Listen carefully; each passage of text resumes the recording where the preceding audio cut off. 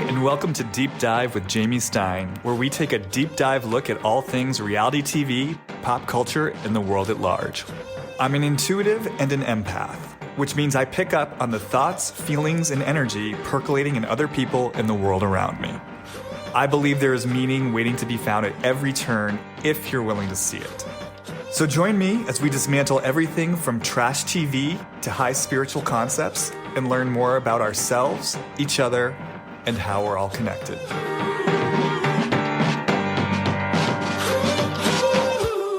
All right.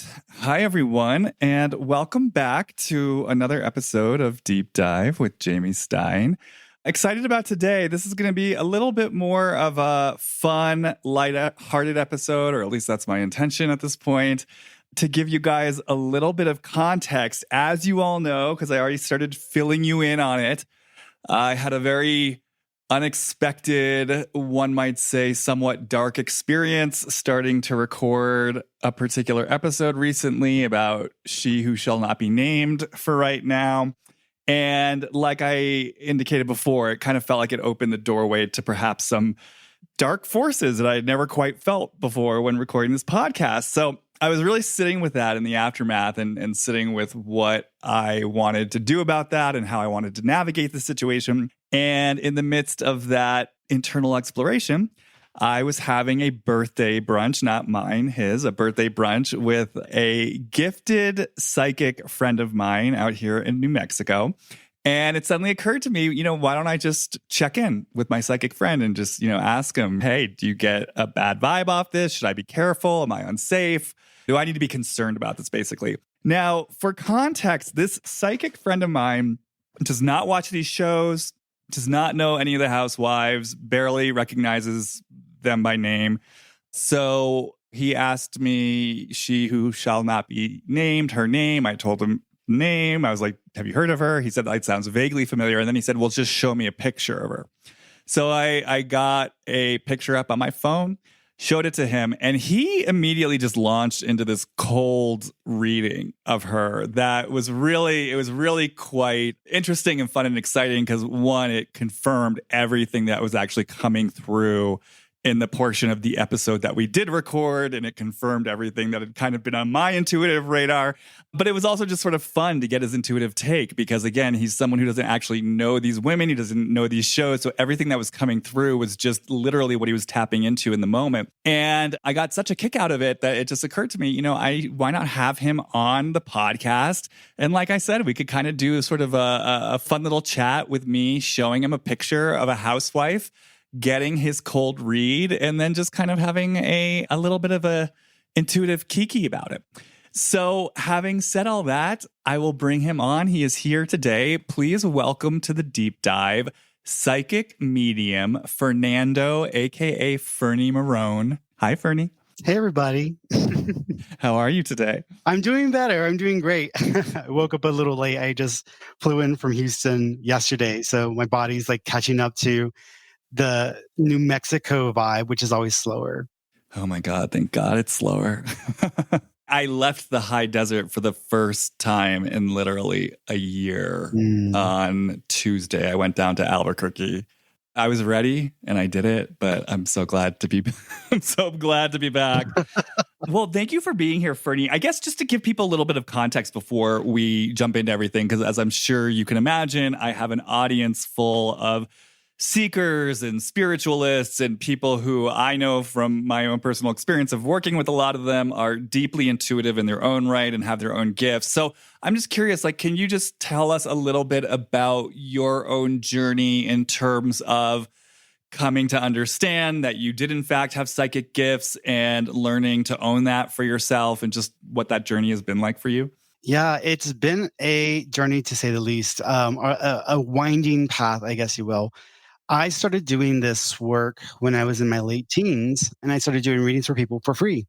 I found this fascinating, and I think it was the first time I saw Sylvia Brown on Montel, and I was like, And as soon as I saw her, I'm like, that's what I'm supposed to do. That's who I am. And after that, I became obsessed. I was already having psychic experiences, so I didn't know what was happening to me. And it took a few years of reading and studying everything I could get my hands on to get a sense and a grasp of what was going on. And then when I saw Sylvia on TV, I was like, I understand now. After that, it's been this ongoing process of embracing my full potential and working to develop and define what that potential was. Because at that time, which was over 20 years ago, a lot of people had an idea of what psychic ability was. And if you looked on TV, most movies and shows spoke about it in a way that made it foreign or disconnected from the average person. What I've come to realize over many years of practicing this and also teaching people is that every single one of us can do this. I'm not that special. The difference between the average person and myself is that I've spent years practicing and developing my ability. So now I teach people how to tap into their own abilities. And I tell people, like, you can do exactly what I do. The only difference is I put in a lot of energy and time understanding and developing and practicing. And it really is what's made the difference. And so when you say that you had already been having experiences prior to kind of resonating with something in Sylvia Browne, but you didn't quite know what to call it or how to label it, I mean, that's kind of what I'm gathering from what you're saying. What is an example of one of those experiences, and how were you framing that to yourself or for yourself if you weren't thinking of it as like, I'm a psychic receiving psychic intuition? My very first conscious experience, because if you ask my mom and my cousin who babysat me as a child, they have stories of me doing things as a toddler, talking to people who were not there, early channeling. I mean, I was having experiences that were a little out there for them.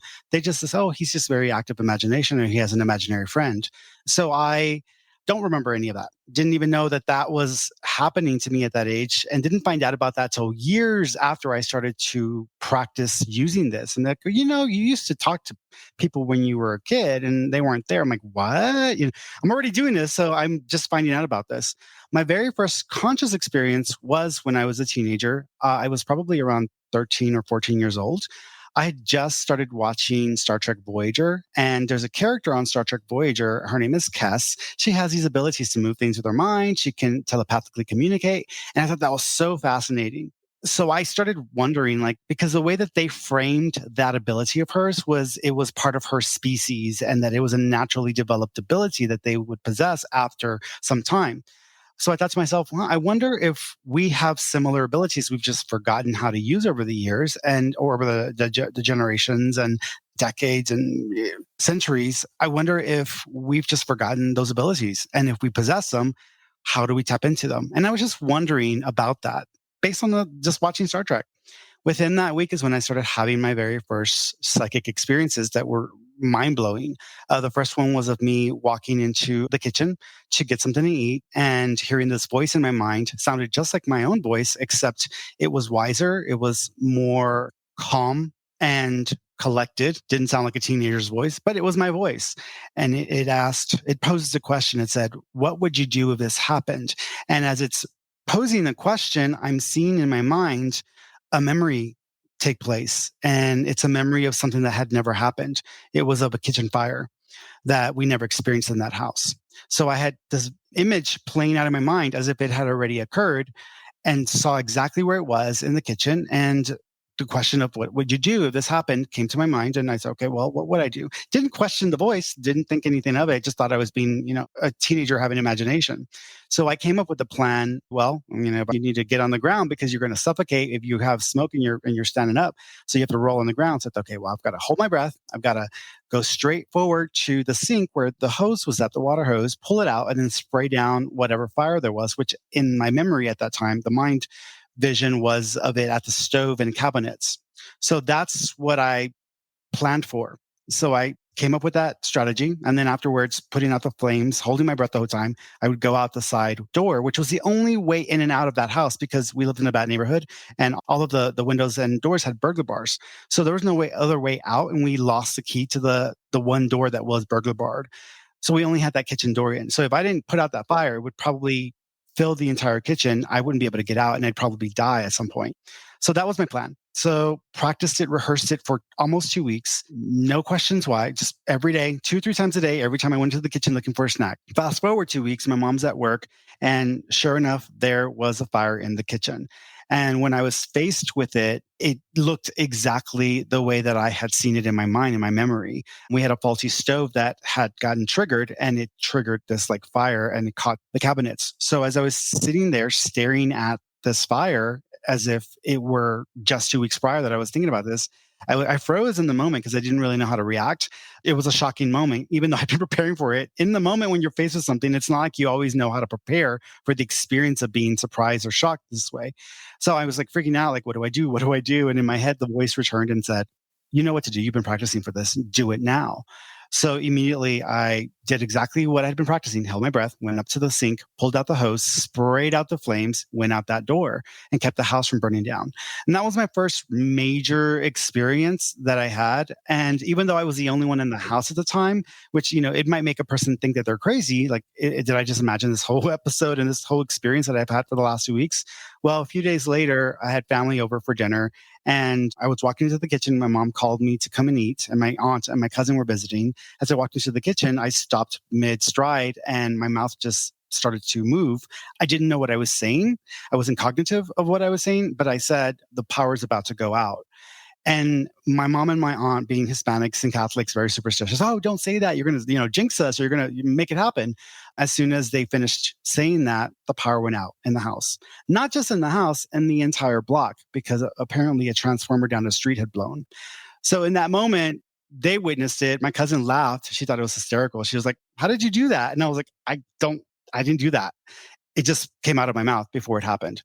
So after that, I was exploring this and trying to figure this out. And it wasn't until I took Pam Coronado's class, and Pam's another known figure in the industry. She did a series called Sensing Murder with Laurie Campbell. They only had one season, but it was a really great series nonetheless. And she goes and does a lot of remote viewing and does investigative work with police officers and trying to solve murders or find missing persons cases.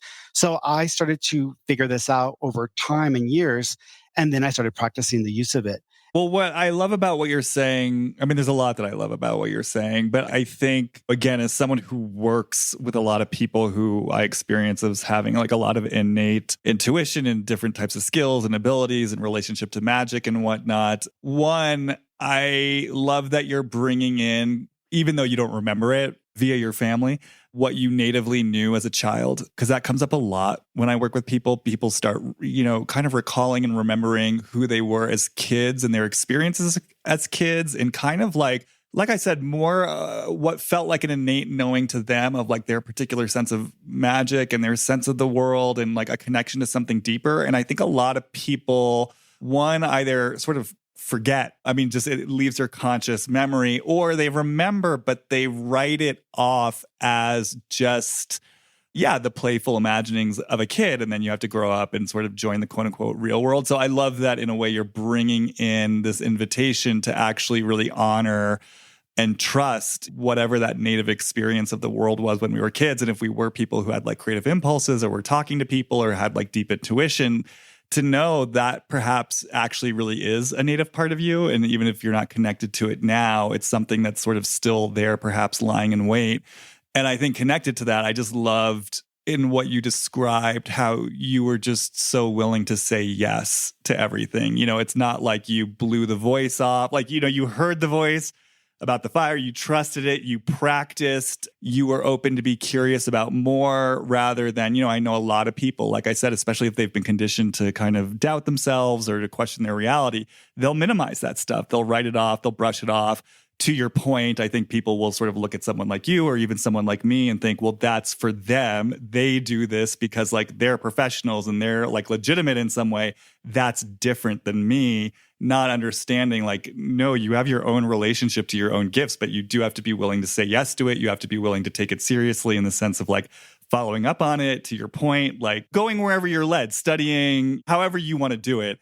I had a similar experience with you where in terms of really saying yes to the deeper intuitive ability, like I did actually with a friend and a colleague, we started going around LA to coffee shops and offering free psychic readings. We literally we had a sign that said free psychic readings. We put it up on the little table in the coffee shop. We had a tarot deck with us, and literally whoever came by who just wanted a free psychic reading got a free psychic reading. And that's literally how I started in terms of actually doing this as a work. So I think there's just a lot to be said for, saying yes, following impulses, experimenting, seeing what happens if you trust that initial tug into something. Well, in your case, it was more than an initial tug. It sounds like it was a big push, but not minimizing it, not ignoring it, not brushing it off, and saying yes to what's here. I think that this is something that we all, like I said, can do. It's just not everyone will be able to do it because it's not for the faint of heart. And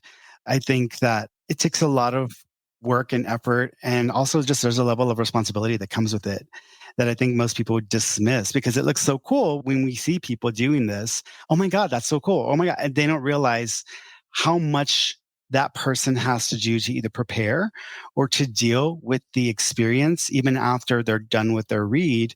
There's a whole lot that goes into it. And so I tell people, you can do this. Everybody can do this. Not everybody's going to be able to do this. And that just shows your level of involvement and engagement at such an early age because you were already starting to build into your own capabilities through just doing it for free. I mean, when you love doing something, you just want to get a chance to do it. So even if you get to do it for free, that's all that matters, And so it's okay, I can do it for free. I mean, as long as my bills are paid and I have a place to sleep, I can do this. So for me, it's I get to do it as a living. I love it. All right, great. Well, having said all that, are you ready to dive in and take a look at our housewife du jour? I really sort of sat with whom to pick because I felt like I could go the direction of one of my favorite housewives or Bravo celebrities, but I'm aware that my favorites tend not to be the favorites of the larger viewing audience. So I'm going to put my listeners first, and I've chosen someone who this is a classic housewife. She's she would be on the Mount Rushmore of housewives. She's an early one. She has arguably leveraged the show to the greatest success outside of the show of any of the housewives. So her name is Bethenny Frankel. Have you heard of her?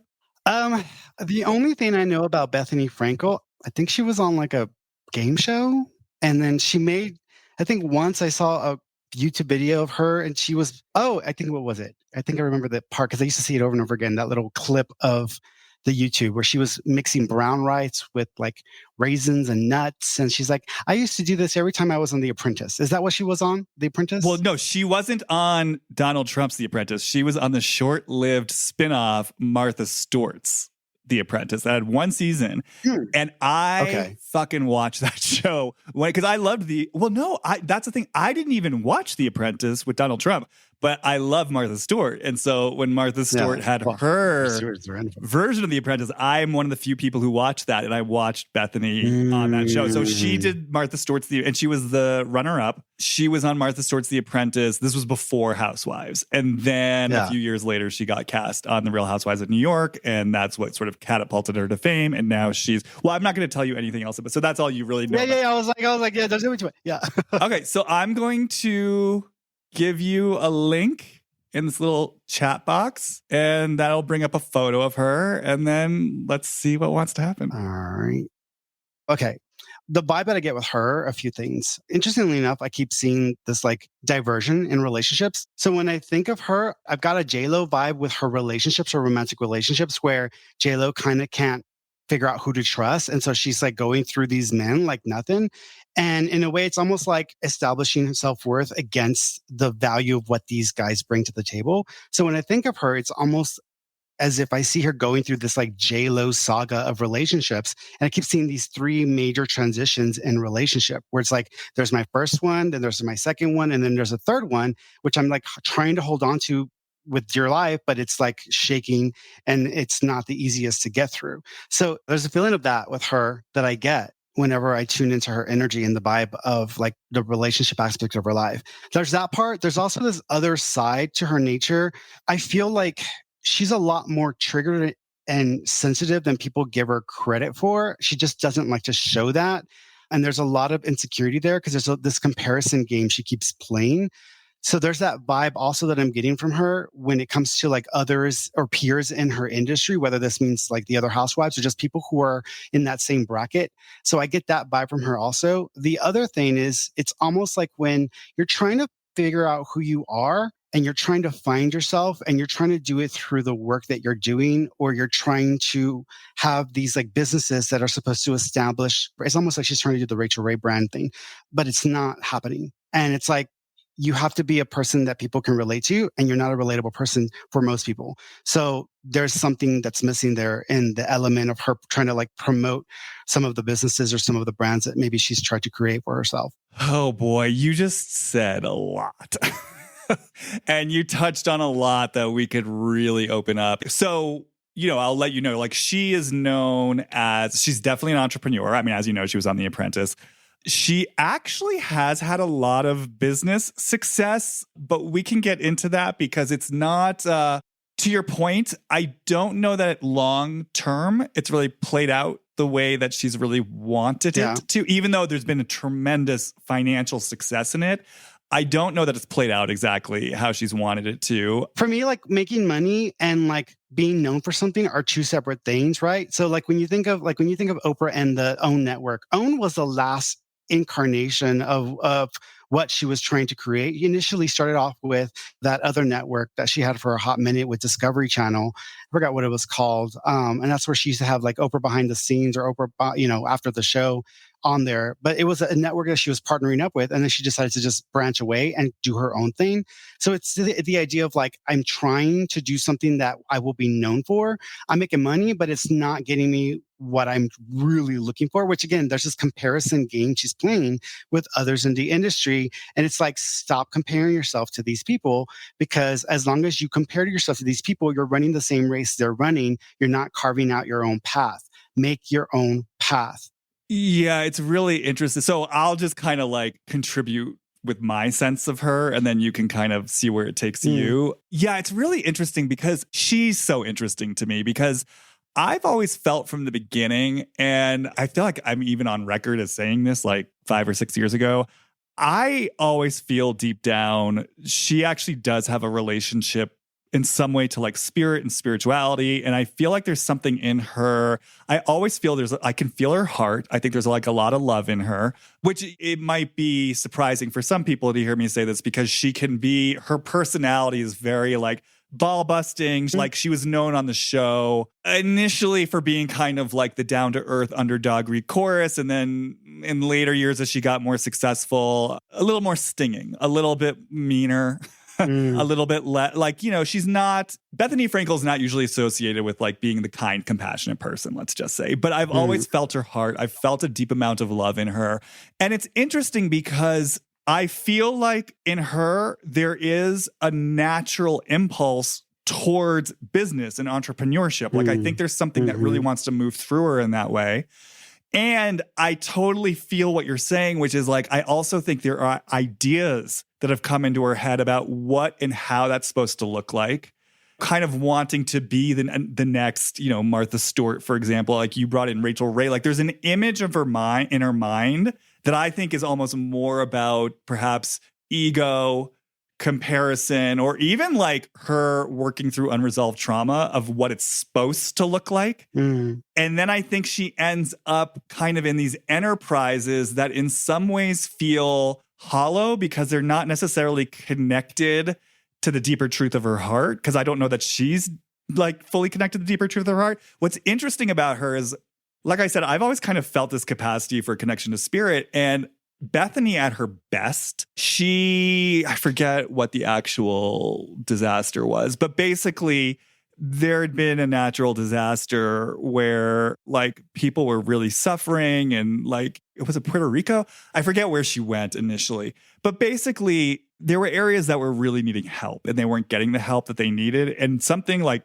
clicked in Bethenny, where she went into overdrive and basically made it happen and used all her connections, and then ended up creating a foundation. I think that's the Be Strong Foundation, where she literally spearheaded getting cash cards and food and, necessarily products to these places. And she literally was going there herself with help. And that was kind of her. And everyone was like so impressed by it. And that was kind of her at her best. And for me, I was like, this is an example of what I'm talking about, where this is sort of what I can feel in her, like that there's something in her that actually does care and does want to help. But that moment in time, in context of her whole public persona, it definitely was like one moment in time. It's not all of her. And there's a lot of other stuff that comes in that I'm going to ask you specifically about that we'll get to.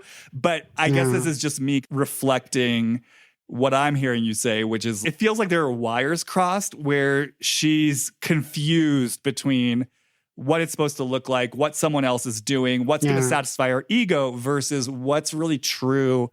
Because the last thing I'll say is, like, you brought in Oprah, right? Or, we talk about Martha Stewart. I talked about this on the last episode I did about her years ago. Like, they're artists. They're creative visionaries. Like, Martha Stewart is so authentically Martha Stewart. Oprah is so authentically Oprah. It's like they're not doing this for the money necessarily. They're doing this because, at least in part, it's an expression of their passion, their heart, their gifts, and who they are.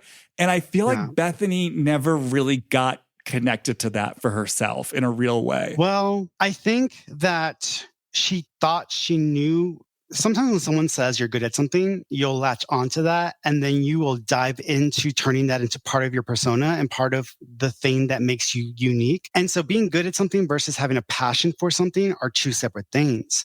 And I think that some of her desire to prove herself in the world through her initial appearance socially was based on trying, specifically, there's a male in her past, father figure, she might have been trying to either make proud or just establish a sense of value and worth around and for. So it's almost like this feeling of I'm trying to prove myself.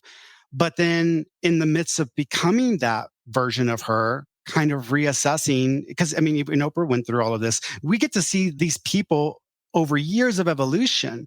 And Oprah wasn't always the Oprah that we think of. Sometimes her TV show was a lot like Jerry Springer. Martha Stewart went through a natural evolutionary process as well. And now she's hitting it up with Snoop Dogg. And I love this version of Martha, where I didn't really care for Martha back when she was at the height of her career.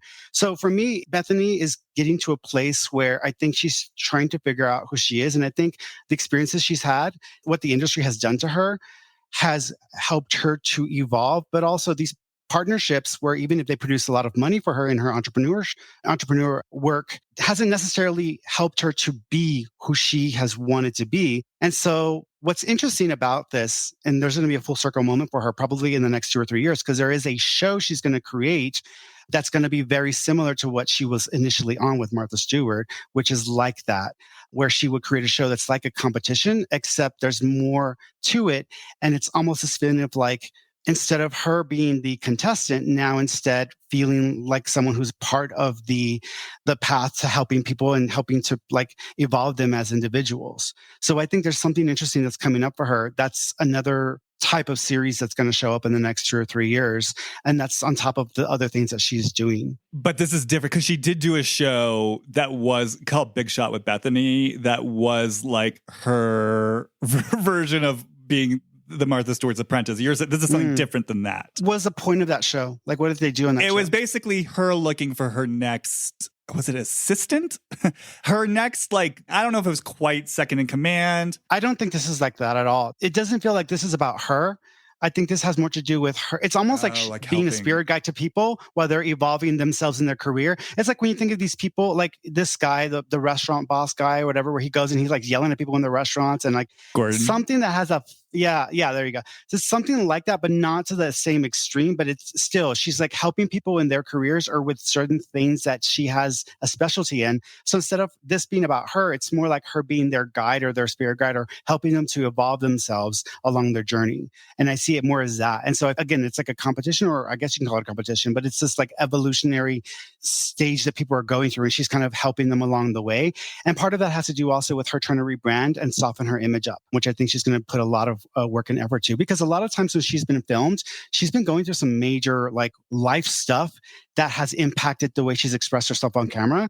And it's hard to control what you're feeling when you're in the depths of it. So I think that for her, people, last year, for example, myself, I was going through a breakup, and my partner of 15 years and I ended a relationship, and I was still getting on camera, and people just thought, oh, well, maybe he's tired, or maybe he's just got a lot going on, that he's exhausted all the time. No, I was battling emotions that were wanting to take me over in the moment, while I'm also still having to be on live and do readings for people. So I feel like there were times that she was filmed that were not her greatest moments, because she was going through a lot of personal like trauma, which comes out in like her first or second book, because she'll talk about some of this in her first or second book.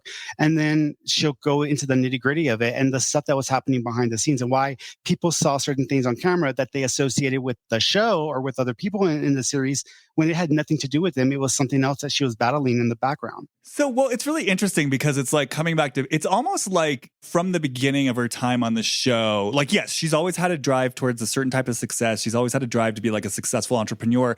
And it's almost like the way that I've experienced it, it's like rather, again, than getting connected to that kind of like whatever that energy or that authentic heart expression is, and sort of letting that be the vehicle and the vessel for whatever business wants to move through her. It's almost like she had these different moving targets to just kind of earn the money or get the success or earn the respect. So when she first came on Real Housewives of New York, she was a vegan baker, and she was all about health and wellness.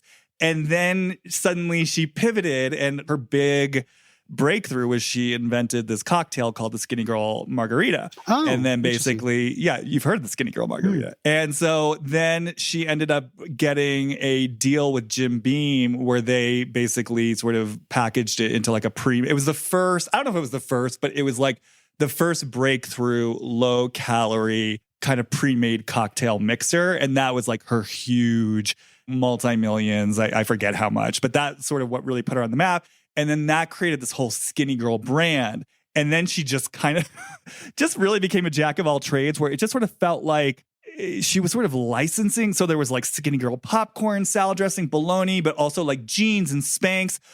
Sometimes I see online some of the products, people actually do say some of them were quite good. And then she would be back on the show, always promoting Skinny Girl, promoting Skinny Girl, promoting Skinny Girl. It did sort of just feel like for a long time, like I said, it's like I just keep hearing the words moving target, moving target. Again, rather than planting my feet on the ground and having a deep embodied sense of myself and my heart and what wants to be created through me, it's just like, where's the next paycheck? Like, what's going to hit? What's going to hit? What's going to hit? What's going to make me that Martha Stewart? And then just sort of going towards whatever is right in front of her. Yeah, well, it became more about achieving goals and being effective in achieving those goals, and less about being fulfilled by the achievement of those goals.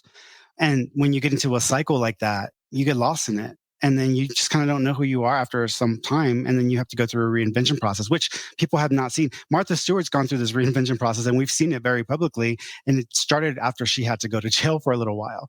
And, now she's like, and she's very open and just like dropped the whole like uptight, white woman making pretty flowers routine. And now she's like, I'm more than just that. And then we're getting to see these other elements, these other sides of her. And I actually like that version of Martha. So I think that Bethenny is going to go through she's already going through the similar transformation. And part of it is also, does she have implants? Yeah. Okay. Because I see her I don't know if it's a book cover, and she's, there's like that Britney Spears moment where she's got like her hand on her breast and like they're covering, like, it's almost like I'm seeing something like that with Bethenny, and it feels like a cover or like an image. And then she starts talking about an issue that comes up in this area of her life that is significant. And I want to say it might have to do with like whenever people get implants and then they start having like leakage, or they start being affected in their health because of what the implants are doing to them, and having to go through this like healing journey. And so I'm wondering if there's something like that she's going to end up talking about, or it's going to become something she uses as a way to reveal, pull back those like the iron curtain, so that people can see the softer part of her that's really gone through a lot that they didn't realize that she was going through. Well, it's interesting. So I definitely want to bring in, talking about evolution, I definitely want to bring in where she's at now and what's been going on with her now, because it's interesting. I'd be interested to get your take. But one thing I want to say before I do, it's interesting to keep hearing you talk about the trauma that she's been through, like while she's been in front of the camera, and how that impacts her, which, by the way, like 100% true. So just so you know, She was on Real Housewives of New York for the first 3 seasons, was kind of a breakout star, left the show. She actually thought, I remember at the time saying something like Housewives has been a great party, but the party's going to end soon. Like she thought the show wasn't really going to go on and she was getting outside success. So she left, then came back 3 seasons later. So I think she came back season 7. I think then was on it for like 4 or 5 more seasons, then left again.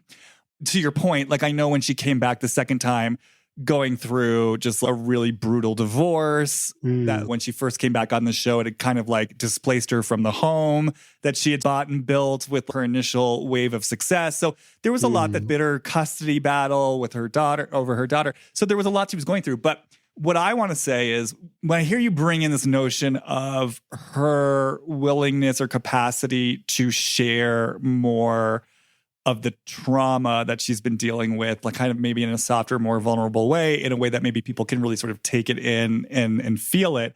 It's interesting to me because she talks a lot about her childhood, and she'll talk about it in a way where it sounds like she's acknowledging the depth of what she went through. Like she'll say like, oh, I was raised by wolves and this is what I went through. And like my mom had an eating disorder and I saw these horrific things.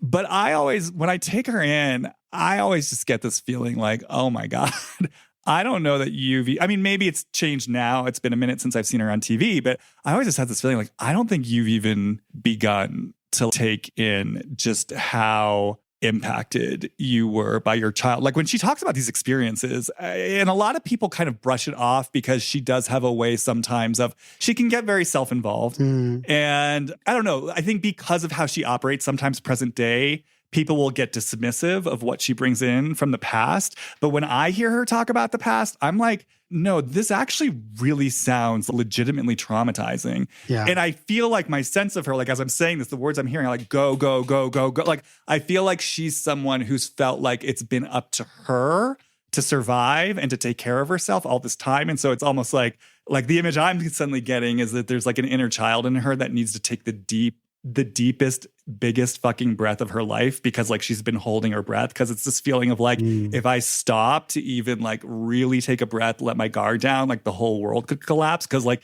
there was no learned stability or safety in my childhood. So this is all just to say, I've always kind of wondered for her if there's a process she needs to go through within herself around really, really dropping into the depth of what she went through and letting herself feel how deeply it impacted her, and to create that space for her inner child. She was very conditioned not to feel like with straight men, even men in general, because I mean, we gay men have gone through this as well, where it's like, don't cry. Like, I'll give you something to cry about. It's that response whenever a person gets emotional as a child. I can easily see her like become emotional as a child, and then someone scold her or punish her for being emotional. And so I can see that in her training of not expressing that emotion to that extent. You don't show the softer side. You don't share this other side of yourself because it's so foreign to you. It's just a part that you've been trained out of. And she's probably had to confront those elements over time with all of the different experiences she's gone through.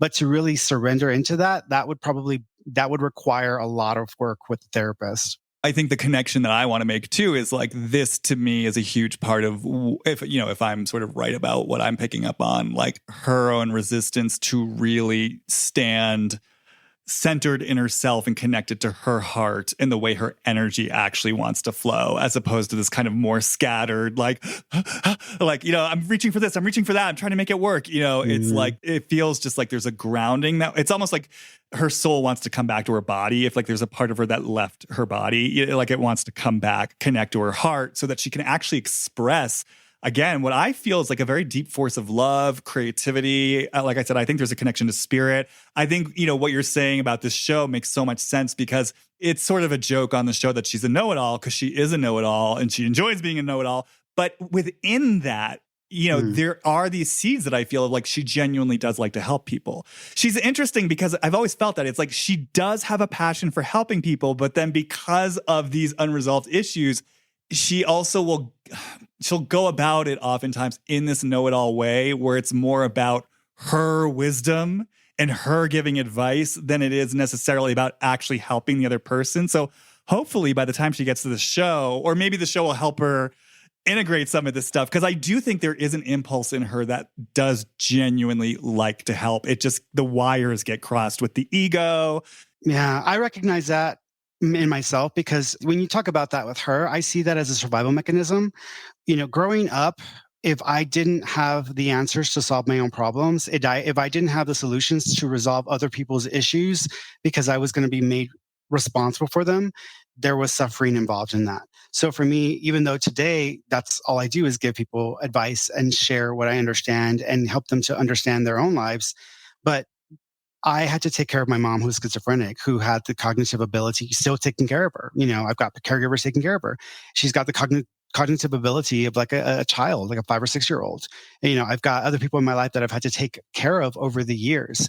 So her like matter of fact, kind of like I know it all. To me, I see that more as like I'm taking care of people. I'm used to taking care of people. I'm used to having to have the answers. And if I don't have the answers, I've got to figure it out in the moment. So I have to pretend like I know it because I don't know how else to survive or how to exist. So when she's faced with these other women in the show, who some of them just are, just it's like basic life stuff. Like, how did you get this far with just that intelligence or know-how? It's an easy thing for her to start to compare and be like, I kind of know what I'm doing. Y'all don't like, and I can see that rise up. And it's just that natural superiority complex that kicks in, but it's a survival mechanism. And I can see that being, again, training from when she was a child and having to be turned into this person who has to have the answer or the right answer or the solution to the issue, or there's a price to pay that's not what you want to have to go through. All right. Well, yeah. So since you're talking about her role in the show and her relationship to the other women, let's sort of like catch up to where she is right now. So there's a couple things I got to really bring into this. So I really want to get your take on what is now being coined the reality reckoning. Just so you understand for context, I mean, I know I mentioned this before. She's really known as the person who generated the most success as a result of the show. And actually, because of her, the Bravo network created what's called like the Bethenny clause, where if you create a product or a business in the sphere of the show, and if it's on the show, they get a cut of it, because they didn't get a cut of any of the Skinny Girl stuff, and it became huge. This is all just to say the Real Housewives transformed her from a woman. I think when she joined, she was 37. She was living in this like little 1-bedroom apartment that barely had any decor on the Upper East Side. She was talking about being broke. She wasn't married at that. Like really, I mean, compared to the rest of the world, obviously she was privileged and doing well, but in terms of the world of the show, she was very much on the lower rung of the ladder. Show catapulted her to fame, to fortune. Now she's buying penthouse apartments, the whole thing. So, there's a real feeling out there that she owes a lot to the show and she owes a lot to Bravo. And she was a darling of the network. She was one of the breakout stars. When she came back, she was getting paid shitloads of money to come back. It was a real kind of like mutually beneficial relationship, let's say. Anyways, in the last few years, I think it started maybe it's just been the last year. She has pioneered what's been called this reality reckoning, where basically she kind of had a come to Jesus moment of really starting to look at the reality TV industry, looking at the way talent is treated, looking at the way they're paid, and kind of bringing in a voice saying there's an exploitation happening here. They're preying on people, a lot of whom have like mental health issues. They make so much money off the backs of talent. And yes, I mean, these are my words, maybe not hers. Like they're paid well in terms of like per season, but in terms of like, if you think about how it's set up with fictional shows and residuals and whatnot, and the way actors are taken care of and protected by a union, there's none of those protections in place. And it's basically like you're paid once, you're like a couple $100,000, you're $500,000 or whatever it is for a season. And then that's sort of what you have to go off of, even though these shows live in perpetuity. It started out with her speaking out about it. I'm not quite sure what's going on right now, but it felt like at a certain point there was talk of like litigation, lawsuits. Like she's definitely, it sounds like, encouraged others to file lawsuits, like talent who felt they were unfairly exploited in some way. So she's really, to use the language of a lot of people, like there are a lot of people who feel like she's bitten the hand that fed her. And, I'm sure you've heard of Andy Cohen, right? Yeah. A hesitant, yeah. I only know him through, think there's a couple of clips I see sometimes from his show. And I think he was friends with Anderson Cooper and he adopted a kid. Yeah, so he's like the face of Bravo, but he's also like a producer behind the scenes. So he's like their boss, but he's also on-air talent. He hosts the reunions. He hosts a Bravo late night. Well, it's not that late, but like a nighttime talk show where he interviews the guests.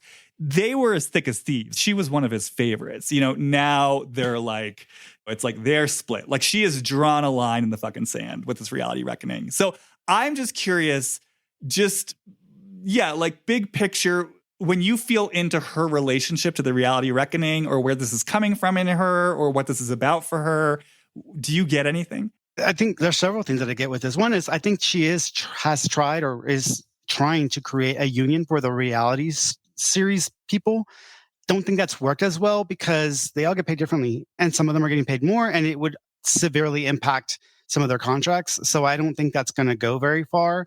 But I also think that I felt like so she's back on the show now? No, now she's been off for several years. Okay. But did she come back at some point? She was on it for 3 years. She left for 3 years. She came back for 4 or 5 years. She left again. And then in the last year or so, she started the reality reckoning. Yeah. So the way that I know you said you see it as like, biting the hand that feeds you. The way I see it is like you're biting the hand that strapped you down and then shoved all this food that was promised to be delicious, but turns out to be a bit rotted and definitely meager scraps down your throat. And that's not what you bargained for. It's not what you agreed to. So I feel like she's just lashing back out at what has been done to her. And I think that she's just had it. And not only that, I also think that she's formed a new relationship with people in different parts of the industry to where she's leveraging her power. So right now she's like, at odds with Andy and that's the whole area of the industry, but she's also built a relationship with a different side of the industry, which is going to lead to what I was talking about earlier with this other series that'll come up in a few years. So there's something that's happening where she feels emblazoned and she feels like a phoenix rising. And she's using this to speak out on things. Not only that, but also I really think that she's going to use it as a part of her platform when it comes to mental health. And again, it's going to be part of these books that she gets into. But I think that there were a lot of promises that were broken that left her kind of feeling screwed. And she's done. Like, it's one thing when you experience this initially because you're no one in the industry and you're trying to create a name for yourself and you've had these experiences and you've been screwed, but you still also had the chance to make something of yourself. And so in a way, it's like, okay, I got to take the bad with the good. But where she's at now, she's like, now they're just flat out, they're not respecting or recognizing who I am, what I've done for them, and they're still trying to screw me over. It's almost like a Iyanla Vanzant / Oprah moment with her and Andy, where what happened with Iyanla Vanzant was she was building her brand just like Dr. Phil, just like, Emmett Oz. They were building their brand and their names before they had their shows through the Oprah show itself. And so was Iyanla Vanzant. And then she was feeling too big for her britches, so she felt like she didn't need Oprah anymore. And Barbara Walters had offered her an opportunity to have her own show. And Iyanla was like, yeah, I think I'm ready. And Oprah's like, I don't think you're ready. I don't think you have everything you think you have to be able to do that on your own yet. But I will get you there. But it's not now. And so she felt screwed over by that because she was like, how can you so they parted ways and they didn't talk for a long time until recently when Oprah did her last season of her show, they got back together and made peace. And then after that, Iyanla had her own series on the OWN network. So I feel like there's a Bethenny moment happening right now that is very similar where it's kind of like, what do you represent here? Are you just my friend or are you actually also part of the problem? And I think she sees him as part of the problem. And he is part of the problem. I have my own thoughts on all this that I'll get into. But before I do, so let me bring in a wrinkle. So she's doing the reality reckoning, right? So a lot of what she's doing now is, I'm not totally caught up on her, but she has I know she has at least one podcast. It feels like she has a series of different podcasts that all have different names. But one of the podcasts that she announced recently that has already sort of come and gone, it's already over. But last year, she announced that she's doing a podcast called, I think it was called Re-Wives, where she was going to have on different celebrity guests and they were going to watch old episodes of the Housewives and sort of, maybe it's actually kind of like a version of what I do in a weird way. I think they were sort of going to talk about it from a deeper level of what was going on a deeper level. Mm-hmm. But people were pissed when she did this because it's on the one hand, you've left the show, you talk shit about, because she's very sort of outspoken now about it being toxic and it's this and it's that. You're starting this reality reckoning, but then you're creating this whole podcast that's about going back into the world of the housewives. And I guess for your own context too, there is a sense every time she leaves, there is kind of this sense of like, I'm bigger and better than this. See ya. I'm never looking back, never coming back. And then she still needs them. Right. And then she kind of needs it. And so then it's like, so if we just focus on like Rewives, for example, this podcast, do you get a vibe off that about like her sort of in some ways creatively going back into this pond, this housewives pond without fully going into it? It's not like she's going back on the show, right? Right. She's still kind of lambasting it, but yet at the same time also using it for her own content. I'm just curious if you get anything off that. That's the duplicity of the industry. You have to be a person publicly, but also there's always going to be like other motives and motivations behind why you're doing what you're doing. Part of this is financial. She's using that to some degree to maintain or to support other goals that she has. She's also trying to build remember I said a coalition of people in that industry to kind of act as like a union, but she, that's, which I don't think is going to work very well, but she's trying to build a coalition and she's trying to build up a sense of like, we're not just pieces on a chessboard.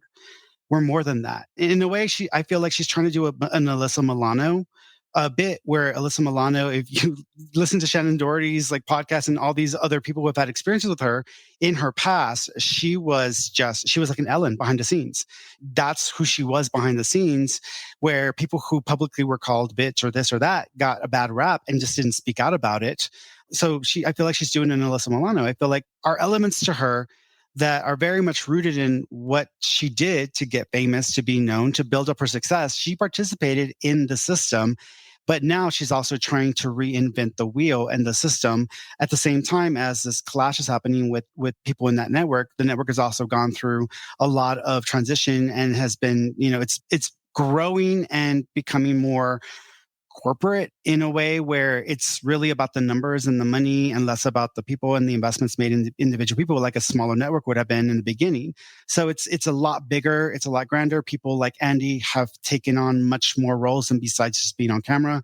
And so it's this weird leveling up of like, I'm trying to build up this coalition and this like grouping of people to speak about the things that we had to endure at the hands of such and such, but I'm still collecting my paycheck from. So there's this like conflictive nature within her. And I think she's trying to, instead of this just being reality, it's a Kim Kardashian moment.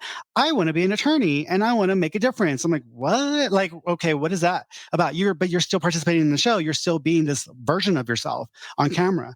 So I think she's having this conflictive period in her life where she's still latched on to the thing that made her, at the same time as she's trying to change things about it, bring attention to certain things, and build a coalition. And in a way, it's her way of lashing back out at some of the relationships that have now become toxic that were once feeding her. Yeah, I mean, you're kind of speaking a lot to how I've been perceiving it, because I've spoken about this on the podcast. I find myself to be more open to the reality reckoning than a lot of other people seem to be. I don't know if it's, I think it's a lot of things. I think she's got some points. I think that I felt for a long time Bravo and the production companies have a lot to answer for in terms of how they make these shows and just the responsibility or lack thereof that they take for what it asks and requires of talent and the types of people that they're putting on these shows and to what degree. Yeah. I mean, just even something really fundamental like, I remember, this is not going to be much to you because you don't watch these shows, but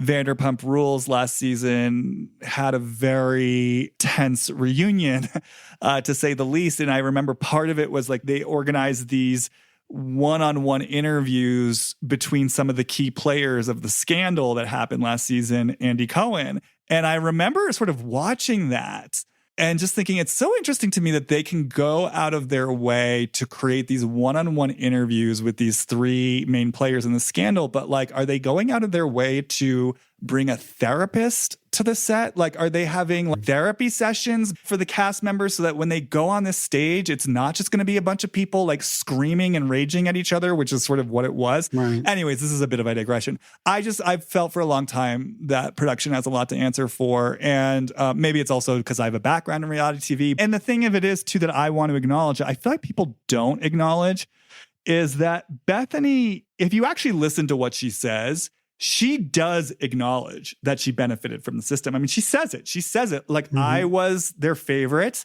I was part of the machine. I benefited from the machine. I loved that I felt like I was a producer. It's not like she's sitting here now saying like, oh, I was innocent the whole time. Like she has come out and said, I was part of the problem.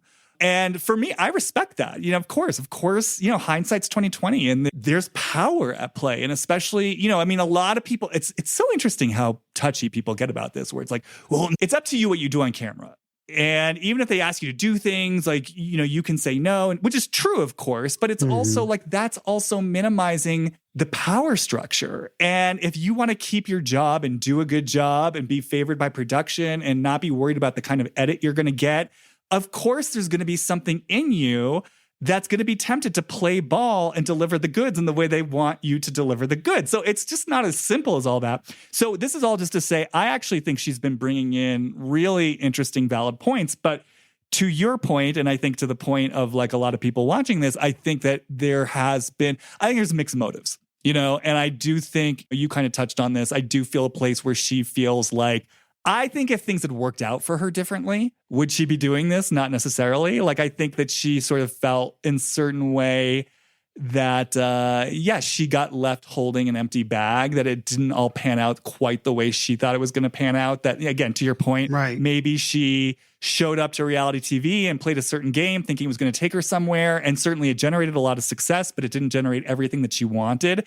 And so now she's at a point where she's looking back saying, okay, like what's the price I paid? Was it worth it? Which I actually think are genuine. Again, there's nothing wrong with that kind of inventory, but I do think where it gets murky and confused is, like you said, I think there's still a part of her, there's that part of her ego that's still invested in these old kind of false idols and the things that once made her important, the things that make her feel superior. And it's almost... It's a Hillary Clinton moment.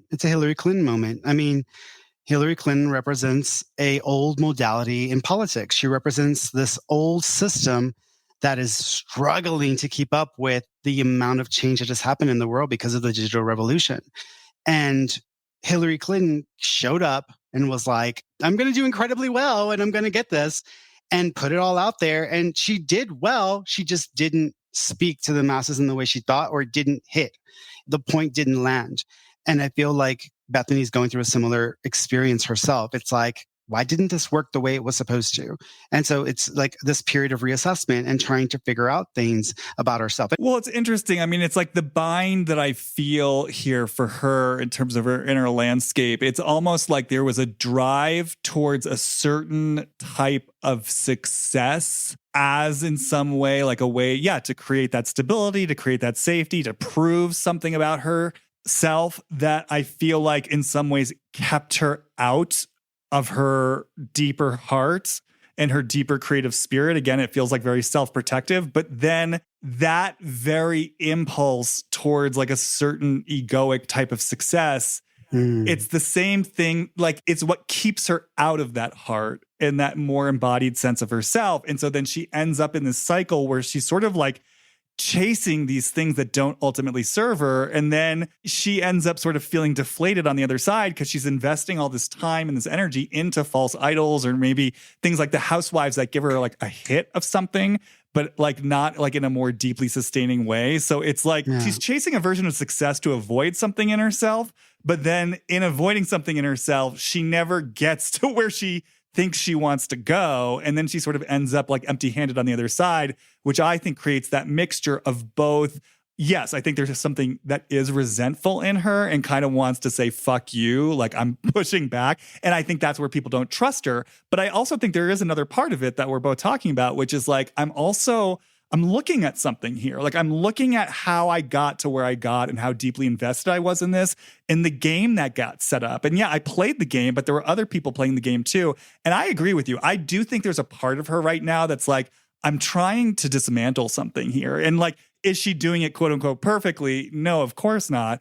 But it feels like her consciousness is trying to grapple with something here about where she is, where she's been, what it all means. And like, yes, to your point, kind of trying to like salvage something deeper from it. She is ultimately trying to convey a deeper version of herself that is overshadowed by the superficiality of issues that are brought up in some of the housewives shows and interactions where she feels like it's deeper than that. And there's more behind the scenes and there's more that she would like to put out there. And so again, in reality TV, that's the point. Like they show us snippets and moments and edits where we don't know what was happening right before they said that. We don't know what happened right in between those segments. And so the point of that show is to elicit emotion, to trigger people, and to just create this level of, and I call it emotional superficiality because it's an emotional superficiality of a moment about something, a topic or whatnot. And I feel like she's like, there's more to me than that. There's more to me than that. And there's a part of her that's still ongoingly trying to express that. But at the same time, she's been going through a reinvention and trying to figure out who she is in all of this. So we got to talk about her relationship to TikTok and social media, because on one hand, we're talking about the part of her that's trying to kind of salvage something and has something sort of deeper to offer. She's also been generating a lot of controversy because she just cannot stay off TikTok. And she just creates these sort of like, to the public mind, very cringeworthy. So like recently, well, God, there's so many I could tell you about. She went into like a TJ Maxx, I think, with her lightly used makeup and beauty products that she wasn't going to use, and she didn't want to waste them. So she, thinking she was doing something, she went into like a TJ Maxx and tried to unload her lightly used beauty products on the people who work there. And the people who work there were literally like, we're not allowed to accept things like this. And she wouldn't listen, and she like foisted them on them. And she got so much heat for that and how tone deaf it was. Recently, she tried to go into a Chanel in New York, and I guess she was like dressed down and they didn't recognize her, so they turned her away. So she's created like this series of TikTok videos where you're like, you know, the first one was, I'm going to dress up and be glamorous and see if they let me into Chanel this time. And they did let her in. And she was like, see, they were like, you know, profiling me. And she's just created all this stuff about Chanel, Chanel, Chanel, Chanel. And again, it's another situation where people are like, Bethenny, get off social media, get a grip. You're so out of touch. So I need to bring this in because you're talking about superficiality versus depth. And I will say her social media, it's been a big problem for her public image lately. And it seems like she can't help herself. Like she can't sort of stay off the TikTok. There's several things she's trying to do here. One is she's trying to create an audience base that is relatable to her. So she's trying to make herself more relatable to a growing audience. And that's one thing. When you look at shows like, you know, Housewives, like I said, I've never really seen any of the seasons or even a full episode. But when I think of a show like that, immediately I think of like, okay, women who are like in a higher echelon of society who are interacting with each other and have no real understanding of like the mother who's working at McDonald's trying to cover a second shift because whatever. So there's a lack of connection there. And people on that level of society can, to some extent, they were able to connect and to be sucked in to that reality because it gave them a sense of like, what if my life were different? What if I had that? What if I, and so it gave them kind of a fantasy world to engage with that they were living through. The world has changed a lot in the last 4 or 5 years since COVID. The world has completely changed. It's not the same place anymore. And so the way that people are connecting and associating with those kinds of shows has changed also. It's a big problem for some of these networks who depend heavily on a growing audience, like the Kardashian series and all of that. And the people who are on that level of society, who are the vast majority of society, are no longer tuning in to watch shows like that because they just feel that it just represents something that they're kind of over. So what she's trying to do at this point is she's trying to express an authentic nature or sense of self that sometimes reality series don't do. So she's trying to show these insider moments in her life and things that she deals with as a person. The problem is her life has changed so much so from the very beginning that she's no longer someone that can relate to someone who's at a mother at McDonald's trying to cover a second shift. They can't relate to her and she can't relate to them because she has changed as a person. When you have that much power, that much celebrity value, when you have that much happen in your life, you are just going to change and you're no longer going to be able to be on the same level and think about things in the same way. You're just not going to. So I think that this is her trying to express an authentic version of herself that is not coming across in a way that people who are on the level she's trying to reach in this growing audience are really relating to. Secondly, there's this like sense of empowerment, like women, you know, we don't have to like sit down and like let people tell us what to do or this or that. Like people, she's trying to build on this and capitalize on the idea of women can speak up. They don't have to be these like lambs or sheep walking around and being told what to do, and like women of power. And so I feel like she's trying to connect with an audience that is very much rooted in what is evolving now and what is the trend, but it's not translating well either. Sometimes this is coming across as she's just being a bitch. Like, well, honey, these people are working class. You're treating them like shit. They're just following their policies at the company. Their jobs are on the line if they have to make an accommodation for you. What is your problem? So I don't think that she can connect with that because she doesn't have people telling her what to do anymore to the same level that she did before. She gets to make up her own rules. Those of us who work for ourselves, we get to make up our own rules when it comes to dealing with our clientele base, our customers. We don't have to take shit from people in the same way. She doesn't have to take shit from people in the same way. And so that has expanded into the rest of her life in dealing with everyday interactions with just people who are in the serving class. So what she's trying to do on TikTok is trying to grow and build a following with the majority of people who are on TikTok. It's just not coming across well. And the reality revolution, what did you call it? The reality reckoning. Reality reckoning. It's an attempt to also try to focus on authenticity and really getting to the real person behind the character or the persona on camera.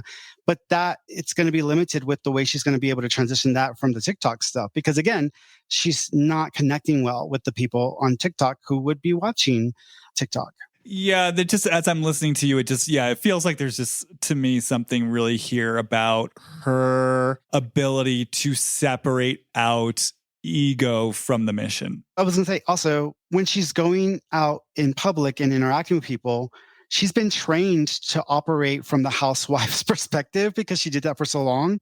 So there's still old training, old behavior that she got very good at doing that now she's trying to do in front of TikTok. And that's not working for her. Yeah, and I think there is kind of a humility that needs to come into all this because it's like, for example, as part of her reality reckoning, she sort of landed this interview with one of these stars from Vanderpump Rules last season, Rachel Leviss, who was embroiled in a conflict and she was very sort of hated by America for a while. And Bethenny landed this interview. It was kind of like Rachel's first interview since the whole scandal. And it was funny because you know, Bethenny, I mean, she said it. She was like, well, I haven't really watched much of the show. You know what I mean? Meaning Vanderpump Rules, like the show that was the source of the scandal. And my experience of that whole thing was Bethenny was taking in the scandal from the sidelines. She saw that there was this figure named Rachel who was sort of being vilified and demonized by America.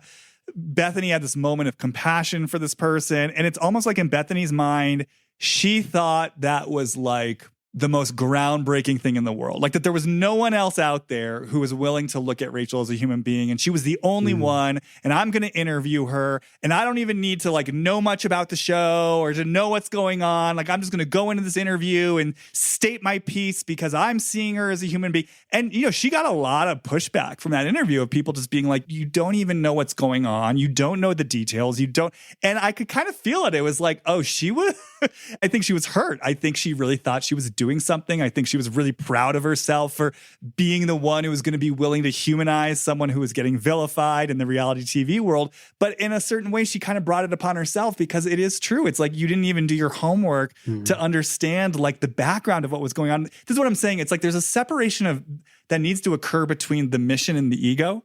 And I feel like her ego just sort of continually trips her up where it's like the mission in some way, kind of like what we were saying earlier, it's very sneaky. And then we all go through this in different ways, right? It's just so universal. It's like this mission, which in some ways does have like a selfless aspect to it, a desire to actually help other people and to like, salvage something and bring depth to something that normally doesn't have depth. That then becomes her new way of trying to affirm something in herself or to prove her worth in this sort of overly inflated way where she's better and different than the others. Like she's somehow getting the last laugh. And I feel like that's the pesky place she needs to be looking at because as long as she's trying to sort of like feed her ego in a certain type of way, she keeps getting in her own fucking way. And even though I think some of these things have good intentions, and she's in a position to actually do something really good, she kind of keeps tripping up. But maybe to your point, this is what she's in the process of figuring out right now. I think if she just stops fighting what she's become, because these experiences didn't take away from who she was, they added dimension and context to it all. And if she'll just embrace that and own it, instead of trying to like separate herself when it's not happening very effectively, I think that she can turn herself into something that has way more impact than she's been able to have. And I think her even trying to develop a sense of authenticity in front of the public and come across in a certain way, I think that won't even be necessary. And I think she just needs to own who she's become. It's almost like there's a part of her that's still trying to win. Like win the game. Like, that's what I'm saying. It's like, even in this place of, I want to, kind of reform reality TV for the sake of the greater good, I can feel that place where it's like, and then I win. Like, I beat you. And I think that's where she's keeping herself stuck in something. Because I think as long as she's playing to win, it's that's law of attraction. What we create today is what we're going to continue to create tomorrow. She's just going to be stuck in a game of winners and losers, which means at some point she's losing, because there's always got to be a winner and there's always got to be a loser. And so I think the key for her from a more conceptual level is, this is what I was talking about before, about like humility and also sort of dropping deeper into her heart. Like, wave the white flag. Like, okay, like, I'm not saying give up the mission, but I'm saying energetically, like internally, bravo, you won. Yeah. Andy Cohen, you won. Like, you played me. Like, I got played. So let me give up trying to fucking win, like back off myself, return to my body and my energy. And from here, what do I actually want to create for the actual greater good? And it's going to satisfy something in me, not from like an ego, I fucking won, I showed you, I got the last word, I got the last laugh. But again, from that more like, Oprah, Martha Stewart place of like, this is actually what wants to come through me. And so it's satisfying to me to help reality TV people or to frame this conversation in the collective consciousness, because it's meeting a need in my heart, as opposed to me like throwing the last punch and getting the last laugh and saying, yeah, you didn't fucking beat me. Yeah. When your survival is based on winning or achieving your goal, you don't know how to lose, because if you lose or you accept losing instead of re-strategizing, then who are you really? And she's not ready for that yet. All right. Well, since you brought it up first, we can come full circle. You did bring in her relationships first and foremost. Yeah, I saw 3 because I kept like in my head, when I think of her relationships, I think of J-Lo and like all of the drama she's had to go through over the various marriages she's had. How many times has Bethenny been married? I think she's been married twice, but then she was just engaged and they broke up. Yeah, that's your 3rd. The first marriage, that was pre-fame, I think. Yeah. We never knew him. Then so part of why she left Real Housewives of New York the first time is she met her husband, who she then had a child with. So she left and had a spin-off about getting married and having a kid and becoming successful. They were married a very short time, and his name was Jason Hoppy. Had a brutal, drawn-out, headline-making divorce. I mean, just a torturous divorce that plagued her emotional well-being. That's finally done. And then for the past 6 years, I believe, kind of a mostly on, but somewhat on again, off again relationship with her last beau, Paul Vernon. They were engaged. They recently had a soft breakup that was never like, I think to this day has never formally been announced, but everyone knows now that they've broken up. So that happened recently. So I don't know if there's anything specific you got off that. That breakup, well, I don't know if he has connections in the industry or he's tied to the industry, but it gives me that vibe of like, it's like when you think of a wealthy family or of like a royal family who is like, you're only going to date another prince because you're a princess. Like trying to maximize your capacity for growth by tapping into someone who's already tied to the industry or has great connections. So it's almost like trying to utilize that to the max, but at the same time, you're kind of overlooking some major character flaws here, and this is going to come back and bite you in the ass. And then not only that, I'm assuming he might have had a prior marriage or relationship, because I feel like that's also something that would have interfered with their ability to also kind of solidify their connection.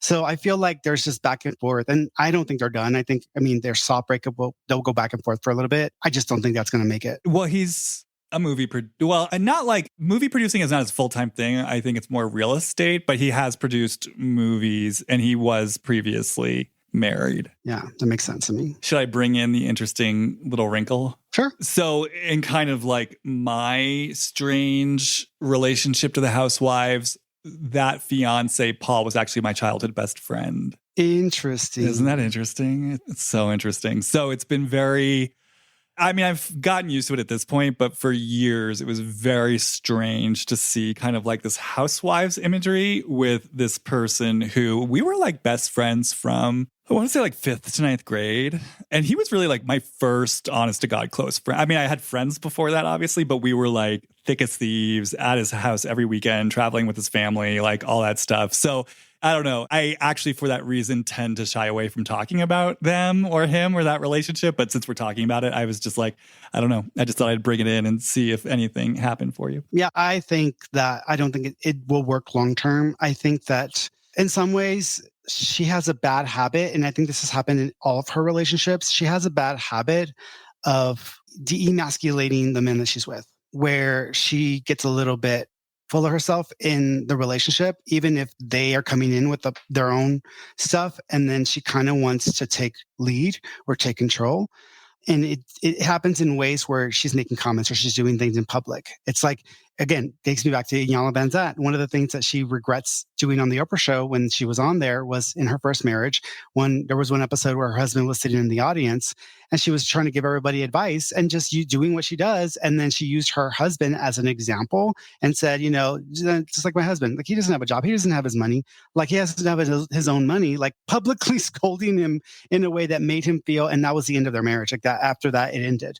And so I feel like not publicly like on camera, but because I don't know if that's happened on camera, but in settings where he has his own base, he has his own people, feel like she's kind of, stepped over and said things and not been the kindest person.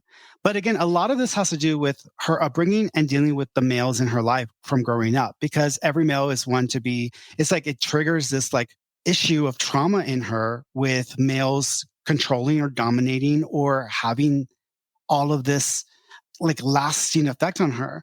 I feel like every male has been a representation and an archetype for her of that male growing up and her using them as target practice for what she's had to deal with since she was a kid. I mean, there's definitely a deep father wound. I'm trying to remember the specific, like her father wasn't in her life. I think for almost all of it, part of her whole journey, not her last season, on her first stint on Real Housewives of New York, the season that she left when she met for her second husband, who also became the father of her child. Her father actually died during that season, and she had this kind of really beautiful, I mean, it was a very kind of like closing of the circle where, she got the phone call and then she actually did fly out to LA and she got to see him one last time before he died, and she got to kind of have that closure with him. But I think he left the household like really early. There was a stepfather who was in her life who was like his own bag of tricks.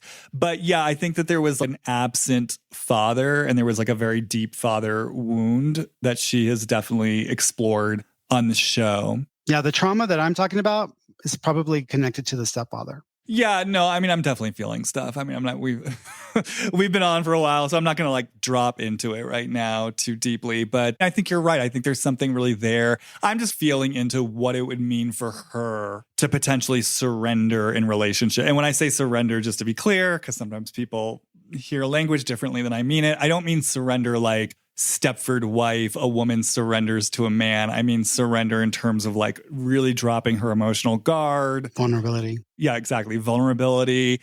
So I just dropped into Bethenny for a moment, kind of like visualizing what it would mean to sort of surrender or drop my guard in relationship to a man. The second I did it, I I pulled back and I felt this like bracing in my heart. It was almost like a like a drawbridge that like comes up from the moat and like slams shut. Like that's what happened to my heart. And it was just like, no fucking way. Like I'm not dropping my guard with a man. It feels like, I think to your point, it feels like it brings up a lot. Yeah. And it feels like it certainly does bring up unmet inner child needs, and it takes her to a really young place. And then that's sort of a confusing area where perhaps there's unresolved needs of the little girl who like needs a man and needs a dad. And then the adult woman, you know what I mean, who has her own needs, and also the adult woman who's learned, I got to take care of myself. It just feels like it's very confusing for her, and that it would take a lot of intention and consciousness.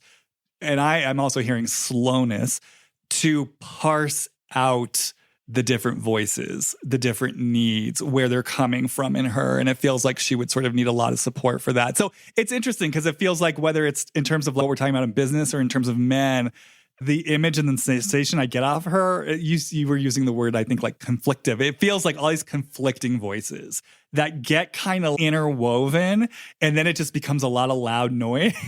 It just feels like there would really be an invitation just to really slow shit down and to really examine like all the different impulses. And again, like I said, where is this coming from? Is this coming from the need to win? Is this coming from the desire to help? Is this coming from the little girl who needs and wants a father? Is this coming from the empowered woman who wants to be met by a masculine? But you know what I mean? Really like taking the time to like, let me get clear.